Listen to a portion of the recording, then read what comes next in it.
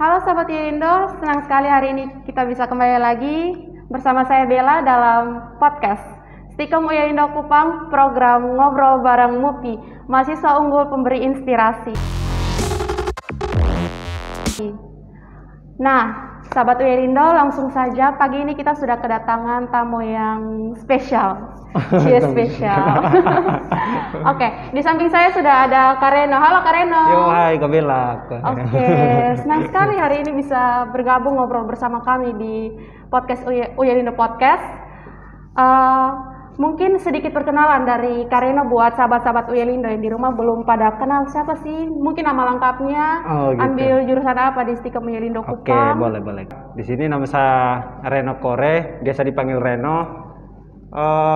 Prodi saya masuk di Stikom yaitu Teknik Informatika Diploma 3. Untuk semester sekarang saya masuk di semester 4. Untuk semester sekarang saya masuk di semester 4. Oh, sudah semester 4 Kak Reno. Iya. Oke, berdasarkan sebelum kita masuk ke sana, saya juga mau kasih tahu untuk sahabat-sahabat Uyelindo, mungkin belum tahu. Sekarang Kak Reno ini adalah ketua BEM baru Stikom Uyelindo Kupang, luar biasa. Kemarin berdasarkan pemilihan online ya, benar iya, ya Kak? Puting, Iya. Puting. Jadi Kak Reno ini dapat hasil tertinggi dan sekarang sudah menjadi ketua BEM Stikom Uyelindo Kupang untuk periode ini, benar Iya, Kak? Iya, periode ini. 2020, Luar biasa. Luar biasa, sahabat Uyelindo sangat menginspirasi ternyata. Oke, dan yang kita ketahui bersama lagi adalah Kak Reno ini adalah salah seorang mahasiswa dengan nilai tertinggi untuk program studi Informatika Diploma 3, luar biasa. Itu info dari BAK yang kami dapat. Kami mau tahu Kak, menurut Kakak itu kira-kira gimana sih sampai bisa IPK tertinggi? Oh begitu.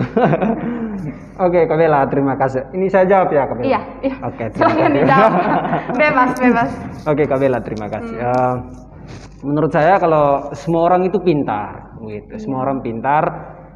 Gimana tahu pintarnya berarti dari dia punya kemauan diri untuk belajar, begitu. Benar. Itu karena menurut saya. Nah, kalau dari saya pribadi untuk dapat IPK seperti itu, ya itu kembali ke diri pribadi saya, kemauan diri, giat untuk belajar, dan juga siapkan diri untuk mata kuliah selanjutnya, begitu. Iya. Terus bukan cuma kebetulan saya juga bukan cuma belajar sendiri, bukan cuma belajar sendiri. Saya juga ada komunitas di mana kita per minggu itu ada 2 kali kita belajar. Meskipun itu tidak belajar mengenai ada beberapa mata kuliah yang tidak kami belajar di sini.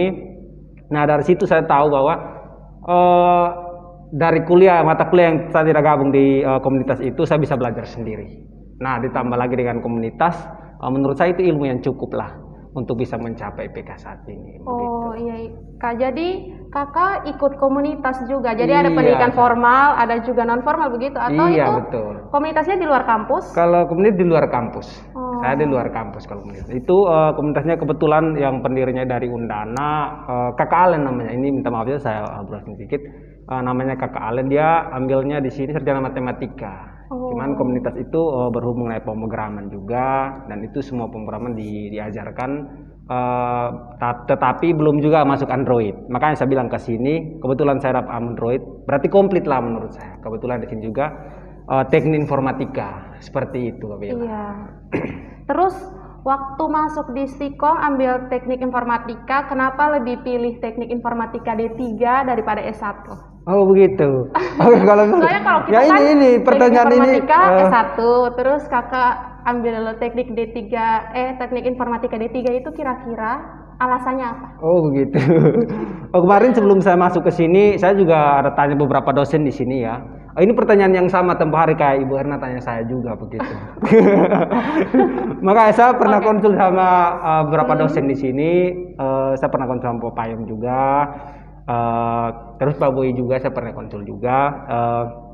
Ternyata kata mereka juga punya ijazah dari D1, D2, D3 dan berjenjang. Kenapa kamu tidak bisa? Apalagi umurnya masih muda begitu. Jadi saya bilang kalau ini mengenai ini tantangan berarti saya harus ikut begitu. Kalau menurut saya masuk di sini syukur biaya sangat murah untuk saya, diploma 3, sangat-sangat murah. Sehingga saya berani untuk ambil diploma. Dan diploma itu juga kakak menurut saya mata kuliah pembelajarannya itu paket. Menurut saya sangat komplit. Sehingga saya pilih untuk ambil diploma begitu. Dan juga diploma kan ada juga yang namanya praktek kerja di instansi-instansi. Nah itu waktunya 2 bulan, itu cukup lama menurut saya. Dan itu menurut saya yang lulus dari sini bisa langsung terjun untuk kerja, menurut saya seperti itu. Makanya saya pilih saya pilih diploma 3. Seperti itu. Sayang, bagus ternyata. Saya juga sempat berpikir kenapa tidak ambil D3 biar lebih cepat. Tapi semua jurusan menurut saya baik. Tapi ini menurut saya pribadi. Besok-besok juga saya akan transfer ke S1, tapi belum saatnya. Karena S1 itu perlu dana loh Kak Bella. Benar sih. Tapi kalau kembali lagi ke yang tadi, kalau kakak kuliah sambil berorganisasi begitu, menurut kakak mengganggu atau tidak? Baik, positif atau tidak? Kalau menurut saya tidak sih, karena kalau organisasi itu jadwal yang kita tentukan ya, Terus kuliah itu memang kita prioritaskan kuliah. Ini jujur Kak Bella, saya bukan cuma ini bukan saya ngomong sombong ya, pemirsa sama Kak Bella juga. Saya juga ada bekerja sambil kuliah. Jadi saya bocor dikit. Agak sounding sih. Pernah didengar gitu ya. Saya kebetulan saya juga dipercayakan di satu instansi, yaitu SMK Negeri 6 Kupang. Di situ saya sebagai teknisi programmernya, dan juga saya ada ambil beberapa kelas untuk mengajar seperti itu. Dan seperti Kak Bella bilang bahwa waktu tabrakan menurut saya tidak begitu sulit. Kerja sambil kuliah itu menurut saya memang menurut saya capek. Buat teman-teman yang di luar sana kalau mau seperti ini, itu harus punya tekad dulu, punya kemauan dulu. Kalau memang punya kuliah sambil kerja, karena itu waktunya sangat susah. Apalagi ditambah komunitas yang saya harus belajar. Nah, seperti pertanyaan Kak Bella, menurut saya tidak susah, tidak rumit. Karena termasuk saya waktu di Stikom kuliah itu menurut saya sangat baik. Dan saya juga bisa memberitahukan kepada pihak kantor juga bahwa saya jamnya di kampus seperti ini, karena dari kantor juga prioritaskan saya harus kuliah dulu sampai selesai. Begitu Kak Bella. Luar biasa. Jadi sudah kuliah, ikut aktif dalam kegiatan organisasi kemahasiswaan, terus juga aktif di komunitas dan sambil bekerja. Nah, sahabat Uyelindo, ini merupakan ini merupakan kisah yang sangat menginspirasi, karena tidak semua orang bisa membagi waktu seperti itu. Siap. Kadang-kadang kayak kalau sudah aktif kuliah terus mau sambil bekerja, salah satulah kalau sambil kuliah bekerja atau kuliah organisasi, kadang-kadang suka ada yang terbengkalai gitu. Jadi luar biasa kalau bisa mengambil semuanya sekaligus, itu nilai plus sih untuk mahasiswa. Benar. Oke. Nah, kita dari organisasi. Kira-kira kakak di Stikom Uyelindo itu sudah pernah ikut kegiatan organisasi selain BEM? Mungkin bisa diceritakan kegiatan organisasi. Organisasi sih saya belum masuk sih di kepanitiaan. Kalau kepanitiaan saya pernah masuk, struktur-struktur UKM atau kegiatan kampus itu saya aktif meskipun waktu terbatas. Saya pernah gabung di itu futsal D3 Cup juga. Itu kita berhasil juga buat, meskipun ada tantangan juga, tapi puji Tuhan berhasil ya sampai kegiatannya selesai. Mungkin itu saja sih dengan PMKP yang kita ini. PMK yang buat di Stikom itu juga saya gabung di situ. Seperti itu Kak Bella. Oh iya betul. Kak Bella, sorry saya lupa. Termasuk panitia ordik juga. Kebetulan di situ saya seksi apa ya tempat? Seksi acara kalau tidak salah. Iya, seksi acara. Memang harus seksi acara, tidak bisa dikonsumsi. Oh begitu. Itu mungkin beberapa yang saya gabung di kegiatan di Stikom dan juga organisasi di Stikom. Terus sekarang kita kembali ke IPK. Kita kembali ke laptop. Kembali ke IPK ujung-ujungnya. Ujung-ujungnya kita kembali ke IPK. Karena mau minta Kak Reno untuk bagi tips dan trik buat sahabat-sahabat Uyelindo yang ada di rumah. Mungkin saat ini sedang bingung untuk meningkatkan IPK itu, gimana Kak bisa bertahan sampai sejauh ini IPK tetap tinggi? Oh begitu. Oke, kalau soal IPK ini saya jawab sekarang ya Kak Bella, atau tunda? Besok keluar. Ini sabot ULIndo. Oke, saya tahu sekarang. Buat teman-teman di rumah, ini bukan tips sih menurut saya, ini cuma strategi. Oh, strategi sama dengan tips ya. Sama Kak. Oke, untuk mempertahankan IPK itu, yang pertama itu sikap. Kita mau pintar atau bagaimanapun kita dengan dosen sikap kita tidak baik, saya yakin kok. Saya yakin dosen bisa pertimbangkan itu menurut saya. Terus yang kedua itu harus belajar, itu wajib. Sebagai mahasiswa wajib belajar. Iya. Kasihan orang tua loh. Itu pertanyaan, kasihan orang tua loh. Begitu Kak Bella. Oke, itu yang kedua tadi, yang pertama tadi sudah sikap, yang kedua mengenai belajarnya sendiri, terus yang ketiga mengenai presensi. Itu menurut saya absen itu sangat perlu, apalagi di masa pandemi ini ya. Iya benar Kak. Kalau di saya instansi sendiri saya kerja, saya nilai siswa juga dari absensi. Kan kalau mau dibilang rajin dari presensinya. Iya benar. Begitu. Ini mau benar Kak? Apa benar Kak? Terus yang berikut yang keempat itu ini strateginya ya. Terus yang keempat itu tugas.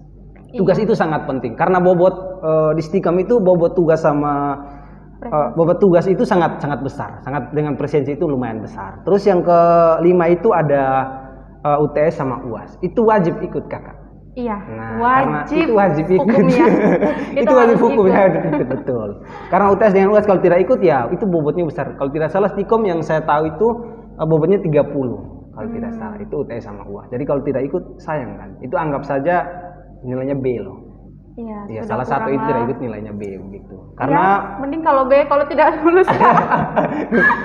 Oh begitu menurut Kak Bella. Tapi kalau ada dosen yang UTS sama kayak presensi itu bisa lah gitu, tapi kalau UTS UAS wajib ikut gitu hukumnya. Iya, siap. Tapi menurut saya kalau A kenapa tidak? Iya, kalau bisa A kenapa harus B? Nah menurut saya apalagi yang kuliahnya cuma datang terus absensi, tidak ada pekerjaan di luar, tidak ada kesibukan di luar, menurut saya bisa A. Bisa lebih dari A. Itu kalau dosen mau A+ juga mungkin dikasih. Seperti itu Kak Bella. Bisa sih, bisa diatur. Oke Kak Bella, mungkin itu beberapa tips. Yang pertama saya ulang ya biar teman-teman bisa bisa paham. Soalnya saya sudah dengan Kak Bella sudah tertawa banyak. Yang pertama itu sikap, yang kedua itu belajar di rumah. Yang ketiga itu presensi, yang keempat itu tugas juga wajib dikumpulkan. Yang kelima itu mengenai bobot UAS sama UTS-nya itu wajib diikuti. Berarti semua itu Kak. Semua itu. Jadi tidak boleh ada yang dilewatkan satupun. Kalau mau nilai A sudah pasti. Kalau mau nilai B atau C dan seterusnya mungkin bisa dikurangi satu. Betul Kak Bella. Oke. Jadi senang sekali hari ini bisa berbicara banyak dengan Kak Reno bagi tips dan trik untuk sahabat ULIndo. Dan sekarang mau tanya pesan-pesan buat teman-teman ULIndo yang ada di rumah. Mungkin sama teman-teman yang nonton yang belum bergabung di Stikom ULIndo. Oh seperti itu. Oke Kamila. Oke, pesan dari saya tidak banyak sih. Banyak juga terkhususnya mahasiswa Stikom yang angkatannya artinya sudah skripsi ya, sudah mau selesai. Menurut saya tetap semangat, kembali kepada diri kalian. Target kalian adalah wisuda karena itu sebagai mahasiswa. Terus yang kedua, buat yang di semester bawah siapkan diri karena kita masih panjang di sini, masih 3 tahun atau 2 tahun lagi. Seperti yang strategi yang saya kasih tadi, mudah-mudahan bisa dipakai untuk bisa lulus sampai di mendapatkan toga, kali toganya seperti itu Kak Bella. Terus buat yang di luar sana yang SMK atau SMA yang belum tahu Stikom, ini kami Stikom ULIndo Kupang yang bergerak di bidang IT terkhususnya teknik informatika.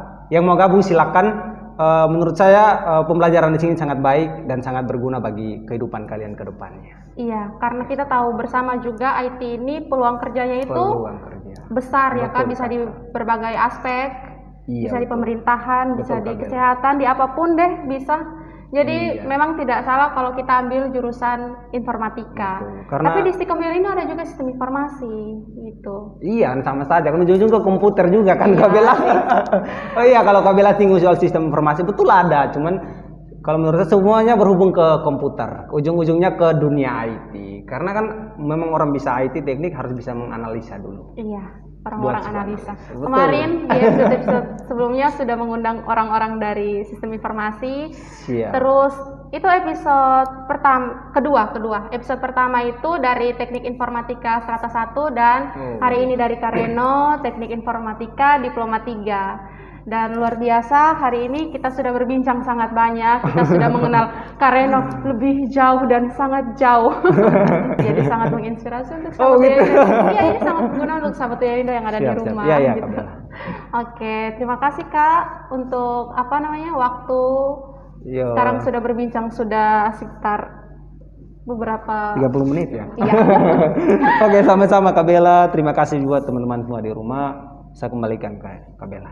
Oke, sahabat Yelindo, itu adalah kisah dari Kak Reno, salah satu mahasiswa Teknik Informatika Diploma 3. Kita sudah berbincang sejauh ini dan kita tiba di penghujung acara kita. Terima kasih untuk sahabat Yelindo yang telah menyaksikan podcast pada hari ini. Sekian podcast kami pada hari ini. Sampai bertemu di podcast-podcast selanjutnya. See you! Terima kasih telah mengklik dan menonton video ini. Jangan lupa like, komen, subscribe, dan share sebanyak-banyaknya. Salam mahasiswa unggul, kuliah rajin, kuliah cerdas, kuliah ikhlas, sukses!